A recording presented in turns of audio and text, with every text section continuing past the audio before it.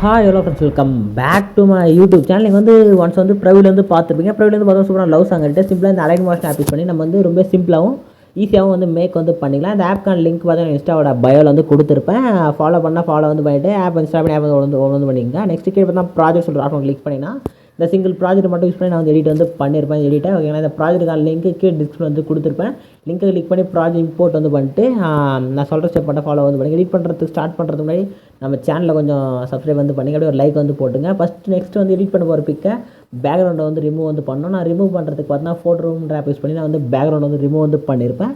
இதே ஆப் வந்து யூஸ் பண்ணி நீங்கள் ரிமூவ் பண்ணாலும் சரி, இல்லை உங்கள்கிட்ட வேறு ஏதாவது ஆப் இருந்தாலும் நீங்கள் வந்து யூஸ் பண்ணி ரிமூவ் வந்து பண்ணிங்க. ரிமூவ் வந்து பண்ணிட்டு நான் சொல்கிற ஸ்டெப் மட்டும் ஃபாலோ பண்ணினா ஒரு 1 or 2-3 மினிட்ஸ் எடிட் வந்து கம்ப்ளீட் வந்து பண்ணிடலாம். ஏன்னா ஃபஸ்ட்டு ப்ராஜெக்ட் கிளிக் பண்ணி ஓப்பன் வந்து பண்ணுங்கள். ஓப்பன் வந்து பண்ணோன்னே அதனுடைய என்ட்ரன்ஸ் பேஜ் பார்த்தா இப்படி தான் இருக்கும். சம் லிரிக்ஸ் கொடுத்துருப்பேன். இமேஜ்லாம் வந்து ஷோ வந்து ஆகாது. இங்கே இருக்கு பாருங்கள், இமேஜ்னு சொல்லிட்டு மென்ஷன் பண்ணி வந்து சம் க்ரீன் கலர் லேயர்ஸ் எப்படி சொல்கிறதுனா இருங்க.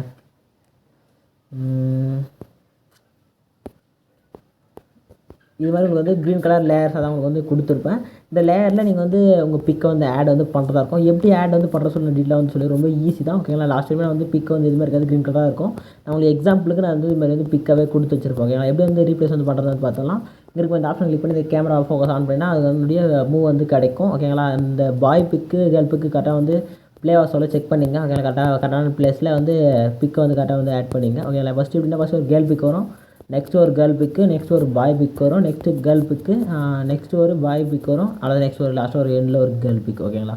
இதை வந்து பிக் எப்படி ஆட் பண்ணுன்னா இமேஜ் சொல்லி லேயர் சூஸ் பண்ணுங்கள். சூஸ் வந்து கொடுத்துட்டு பார்த்தா கலர் அண்ட் ஃபில்ல சொல்கிற ஆப்ஷன் கிளிக் பண்ணுங்கள்.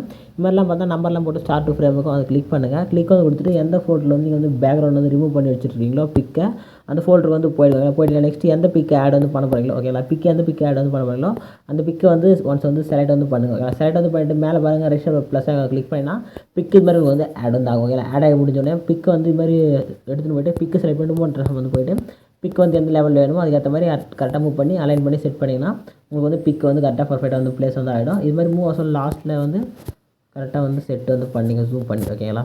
டவுன் பண்ணுறதோ அப் பண்ணுறதோ கரெக்டாக வந்து அப் பண்ணி செட் பண்ணிங்கன்னா உங்களுக்கு அவுட்புட் வந்து கிடச்சிரும் ஓகேங்களா. நெக்ஸ்ட் இதே மாதிரில பிக்கு மாதிரி ரீப்ளேஸ் வந்து பண்ணிவிட்டு ஒரு ஸ்டெப் பேக் வந்துட்டு இந்த ஆப்ஷன் வந்து ஆன் பண்ணிவிட்டு இங்கே இருக்க ரெஜிஸ்டர் ஏராக்கான பட்டனை கிளிக் பண்ணிவிட்டு வீடியோ ஆப்ஷன் செட்டாக செக் பண்ணிவிட்டு எக்ஸ்போர்ட்ன்ற பட்டன் கிளிக் பண்ணி எக்ஸ்போர்ட் பண்ணி இந்த எடிட் வந்து உங்கள் கேலரி வந்து சேவ் வந்து பண்ணிங்க.